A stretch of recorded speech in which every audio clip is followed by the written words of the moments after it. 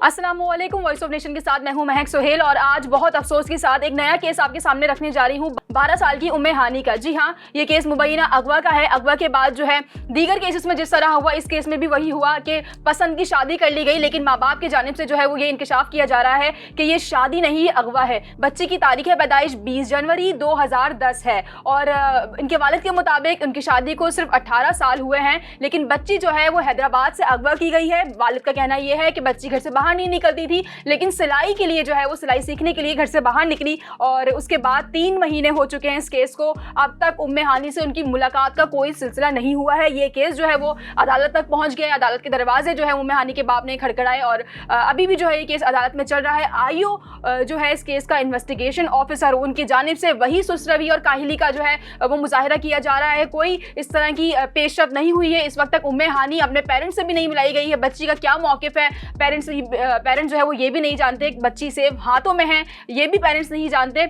इस वक्त इस केस का क्या स्टेटस है और उम्मे हानी जो है वो अपने बाप के लिए, अपने वालिदैन के लिए क्या मौक़िफ़ रखती हैं, मिलना चाहती हैं या नहीं, क्योंकि 12 साल की बच्ची है और अगवा करके जो है वो शादी की गई है। आगे क्या मामलात बनते हैं इस केस के, जिस तरह दीगर केस भी चल रहे हैं। हमने देखा जो एक बड़ा केस है मुगविया बच्ची जहरा काज़मी के केस हम देख रहे हैं, तो ये केस भी उस केस से मुमासला रखता है, लेकिन इस केस को उतनी पज़िराई नहीं मिली, मीडिया पे हाईलाइट नहीं किया गया। क्या स्टेटस है जानते हैं उम्मे हानी के वालिद से।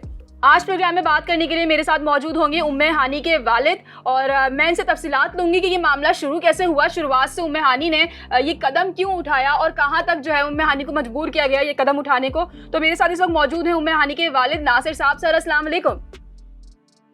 वालेकुम अस्सलाम व रहमतुल्लाह। सर सबसे पहले मैं खुशामदीद कहूँगी आपको अपने प्रोग्राम में और आपसे जानना चाहूँगी शुरू से सारी तफसीलात कि ये मामला शुरू कहाँ से हुआ, कदम क्यों उठाया गया इतना बड़ा और अभी जो है वो केस का स्टेटस क्या है।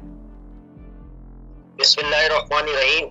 मैं आपको ये बताना चाहता हूँ कि मेरी उम्मे हानी जो है वो 20 जनवरी 2010 को उसकी पैदाइश हुई और 12 साल उसकी एज है और वो 6 क्लास में पढ़ती थी। ठीक है। तो वो घर से जो है वो सिलाई सेंटर के लिए जो है वो घर से गई, उसको निकलवाया गया गैंग की तरफ से और वो 20 और जो है वो सिलाई सेंटर के लिए घर से निकली और उसके बाद जो है वो कुछ 1-2 घंटे के बाद जब वो घर नहीं लौटी तो उसकी वालिदा जो है इधर उधर मालूमात की, तो जब पता नहीं चला तो मैं आप लोगों को बता चुका हूँ कि मैं कराची के अंदर फ्रूट का एक ठेला लगाता हूँ।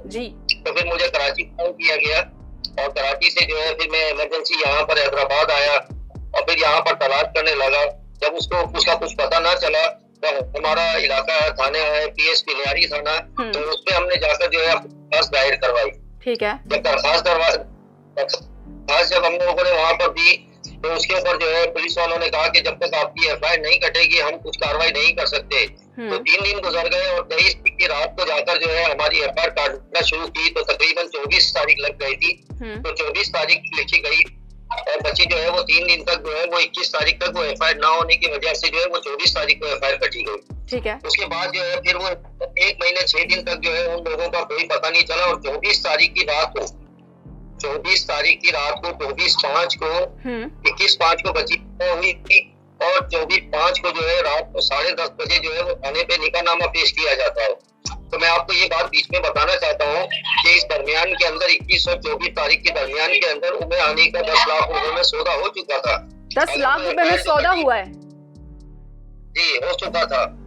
और जब मैंने यहाँ पर क्योंकि मेरी FIR नहीं काटी जा रही थी तो मैंने यहाँ के महल्ले की मौजूद लोगों को कहा कि आप मेरी बच्ची का सौदा हो गया और मेरी बच्ची को आगे वो लोग बेच रहे हैं और पुलिस कोई कार्रवाई नहीं करती है, आप मेहरबानी करके मेरी जो है SHO से बात करके मेरी FIR कटवाएं ताकि पुलिस जो है कोई कार्रवाई करे। ठीक है सर, यहाँ मैं आपको रोक के एक सवाल करना चाहूंगी। आपको ये बात कैसे मालूम हुई कि 10 लाख में सौदा हुआ है और इस लेन देन के मामला को किसने देखा है, पैसे जो है वो किसने दिए हैं लड़की को खरीदने के लिए?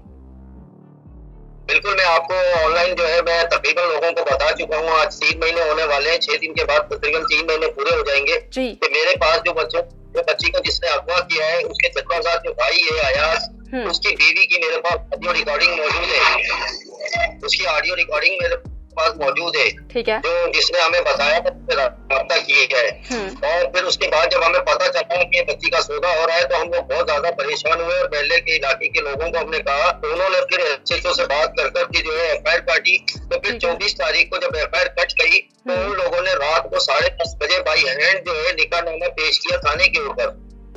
तो थाने वालों ने जो है वो जो निकाहनामा लेकर आया तो उससे कोई बात नहीं की और उसे कोई पकड़कर ना बिठाया और एक कागज का टुकड़ा लेकर रख लिया। और जब हम लोग थाने पहुंचे तो हमें कहा कि आपकी बच्ची ने क्या कर लिया है, अब तो एफआईआर खत्म हो गई है। ठीक है।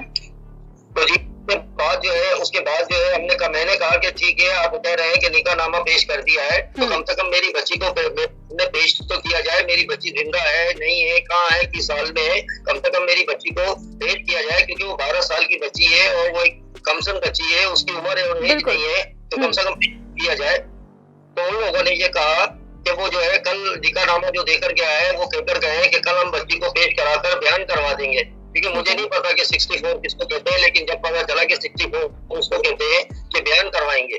लेकिन वो लोग इतने जालिम लोग थे कि 1 महीना 6 दिन तक वो भागते रहे और बच्ची को कहीं पर भी पेश नहीं किया, ना कोर्ट में, ना थाने में, ना हम लोगों से कोई राब्ता किया। फिर उन्होंने क्या किया कि मेरी कभी मैं पुलिस वालों के पीछे पड़ा रहा कि भाई आप लोग मालूमात करें, क्या करें, आप मेरी बच्ची का कुछ पता नहीं है, वो बच्ची को आगे फरोख्त कर चुके हैं या उसे जान से मार दिया है, आप लोग पता तो करें और जो निकाहनामा देकर गया है आप उससे को तो पकड़े।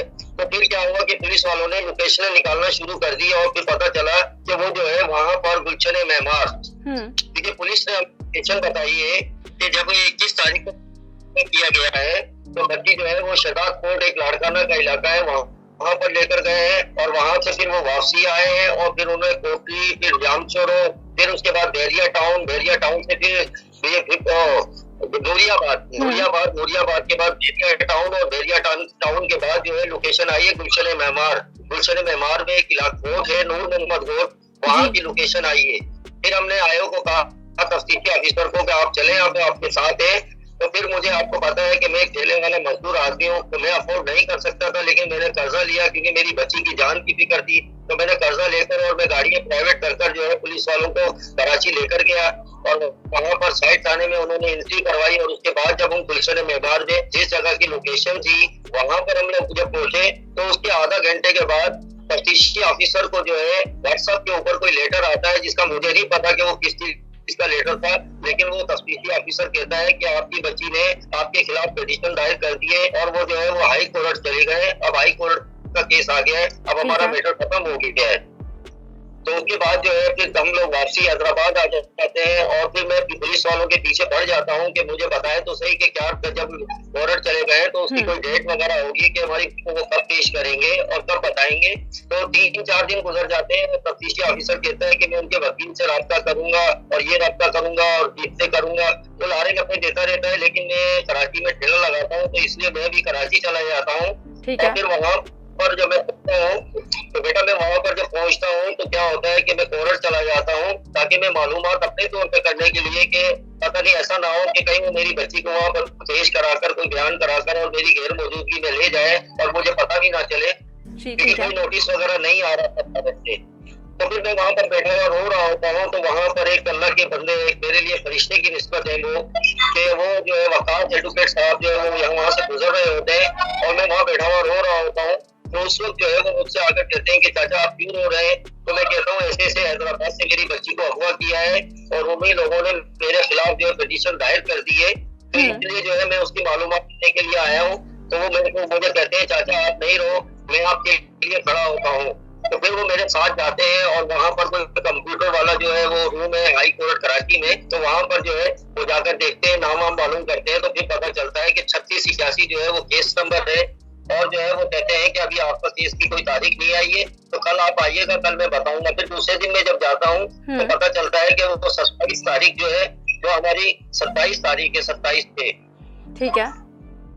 अच्छा 27/6 को जब हम लोग वहां पर मैं जाता हूँ कि कराची में ही होता हूँ, तो 27/6 को ये होता है कि जब हम लोग वहां पर हमारे जो पता चलता है कि जज साहब जो है वो जुनैद गफ्फार साहब जो है वो जज है, उनकी अदालत के अंदर जो है वो केस है 76 नंबर केस होता है, ठीक है। तो हम लोग वहाँ पर हमारे कई वकास एडवोकेट साहब जो है वो मेरे साथ होते हैं और फिर वो जो है वहाँ पर जब हम पेश होते हैं तो वो बच्ची को लेकर आते हैं और बच्ची को हमसे बहुत दूर रखा हुआ होता है।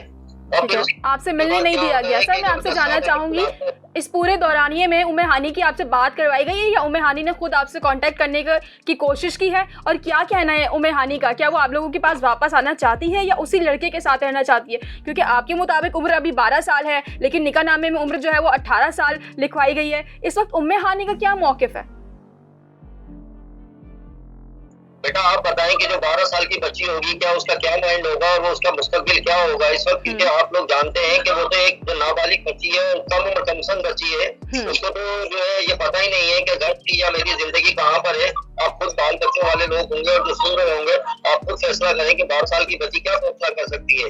उसको तो ब्रेन पास किया गया क्योंकि उसको 1.5 महीने तक तो हम लोगों से मिलाया तक नहीं गया और पता ही नहीं चला कि वो कहाँ पर है, तो भी है या नहीं है। हम लोग तो दर बदर भाग रहे थे ढूंढने में, इधर उधर पुलिस के भाग रहे थे, लेकिन वो हमसे ज्यादा भागे जाते थे। तो बेटा इसलिए फिर हम लोग जब 27 तारीख को जब जुनैद का अदालत में जब पेश हुए तो बच्ची को जो है सामने लाया गया, तो बच्ची जो है हमसे बहुत दूर रखा गया ना, हमारी बच्ची से बात कराई गई। तो मैं उस वक्त जज साहब के सामने अपने डॉक्यूमेंट जो है मेरे अपने और मेरा खुद की शादी जो है अभी 18 साल हुए हैं बेटा। 3 महीने पहले मेरी शादी, जब मेरी बच्ची को अगवा किया गया था उस वक्त 3 महीने मेरी शादी में बकाया थे। और मेरा एक बेटा है हैदर अली जो बड़े ऑपरेशन से हुआ था, उसके बाद जाकर उम्मे हानी हुई थी जी। और फिर जब मैंने ये सारी बातें डॉक्टर जज साहब के सामने रखी कि मेरी बच्ची 6th क्लास की है, उसकी एज जो है 12 साल है और मैं जो है खुद अपना निकाहनामा लेकर आया हूँ, सब मेरी बच्ची जो है वो बिल्कुल बहुत छोटी उम्र की है और ये ड्यूटी उम्र इन्होंने 18 साल की है।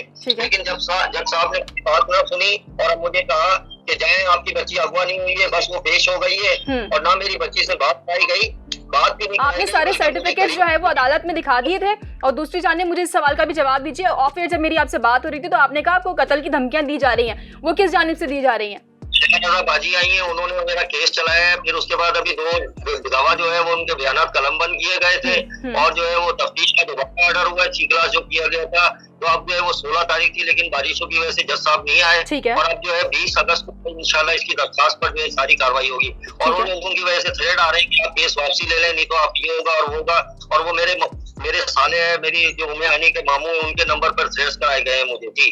ठीक है सर, बहुत शुक्रिया आपके टाइम का, और हम उम्मीद करते हैं कि आपकी जो बेटी है वो जल्द से जल्द आपके पास सही सलामत आपके हाथों में होगी। Thank you so much. इंशाल्लाह।